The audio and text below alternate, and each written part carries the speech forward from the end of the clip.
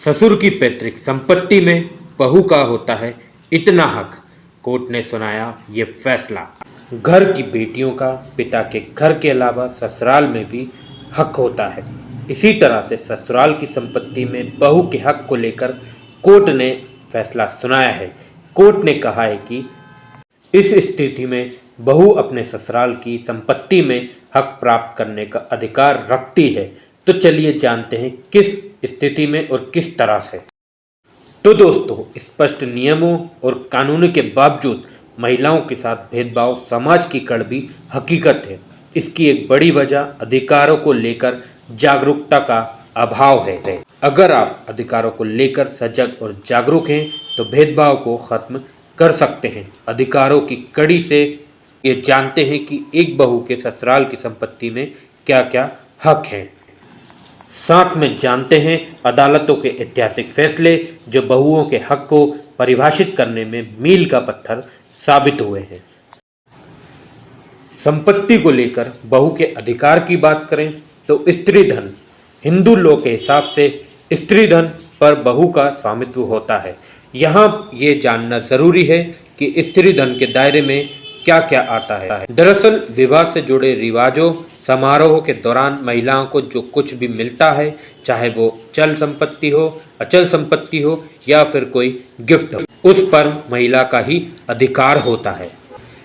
यानी कि सगाई, गोद भराई, बारात, मुंह दिखाई या बच्चों के जन्म पर मिले गिफ्ट स्त्री धन के तहत आएंगे। स्त्री धन पर महिला का ही स्वामित्व होता है, भले ही वह धन पति या ससुराल की कस्टडी में हो। अगर किसी सास के पास अपने बहू का मिला स्त्री धन है और बिना किसी वसीयत के उसकी मृत्यु हो गई है तो उस धन पर बहू का ही कानूनी अधिकार है, ना कि बेटे या परिवार के किसी अन्य सदस्य का उस पर कोई हक बनता है। स्त्री धन पर महिला के स्वामित्व का अधिकार ऐसा है कि उसे कोई भी नहीं छीन सकता। यहाँ तक कि अगर वह पति से अलग भी हो जाए तो स्त्री धन पर उसी का अधिकार होगा। अगर किसी विवाहित महिला को उसके स्त्री धन से वंचित किया जाता है तो ये घरेलू हिंसा के बराबर होगा, जिसके लिए पति और ससुराल वालों को आपराधिक मामले का सामना करना पड़ेगा। गरिमा और आत्मसम्मान के साथ जीने का अधिकार की बात करें तो एक विवाहित महिला को गरिमा के साथ जीने का अधिकार है। वह अपने पति जैसे ही लाइफ स्टाइल की हकदार है। गरिमा के साथ जीने के अधिकार का मतलब है कि वह मानसिक या शारीरिक यातनाओं से मुक्त हो। अगर ऐसा नहीं हो रहा तो वो घरेलू हिंसा के दायरे में आएगा। ससुराल के घर पर अधिकार की बात करें तो महिला जिस घर को अपने पति के साथ साझा करती है वह ससुराल का घर कहा जाता है। ये घर चाहे रेंट पर लिया गया हो, आधिकारिक तौर पर उपलब्ध कराया गया हो या पति के स्वामित्व वाला हो या फिर रिश्तेदारों के स्वामित्व वाला हो, महिला के लिए वह ससुराल वाला घर यानी मैट्रिमोनियल होम है। Hindu adoption and maintenance act 1956 के तहत हिंदू पत्नी को अपने मैट्रिमोनियल घर में रहने का अधिकार है, भले उसके पास उसका स्वामित्व ना हो, भले ही वह एक पैतृक घर हो, जॉइंट फैमिली वाला हो, स्वअर्जित हो या फिर किराए का ही क्यों ना हो। हालांकि अगर ससुराल वालों की स्वअर्जित संपत्ति है तो उनकी सहमति के बिना विवाहित महिला उनमें नहीं रह सकती है, क्योंकि इस संपत्ति को शेयर्ड प्रॉपर्टी यानी साझा संपत्ति के तौर पर नहीं लिया जा सकता। साफ है कि महिला को अपने मैट्रिमोनियल होम में रहने का अधिकार है, लेकिन यह तभी तक है जब तक उसके पति के साथ वैवाहिक बंधन बने रहते हैं। हालांकि पति से अलग होने के बाद भी पत्नी उसके लाइफस्टाइल के हिसाब से जीने के लिए भरण पोषण की अधिकारी है। पति से पैदा हुए संतानों पर भी ये लागू होता है। वैवाहिक रिश्तों में खटास के बावजूद भी पति अपनी पत्नी और बच्चों के रहने, खाने, कपड़े, पढ़ाई लिखाई, इलाज वगैरह की जिम्मेदारियों से मुक्त नहीं हो सकता। उसे इसके लिए भरण पोषण देना होगा। साझे के घर में महिला के अधिकार के बारे में बात करें तो अक्टूबर 2020 में सुप्रीम कोर्ट ने एक ऐतिहासिक फैसले को सुनाया। साझे के घर में बहू को रहने का अधिकार है या नहीं, इसे लेकर दिसंबर 2006 में सुप्रीम कोर्ट के 2 जजों की बेंच ने फैसला सुना दिया था।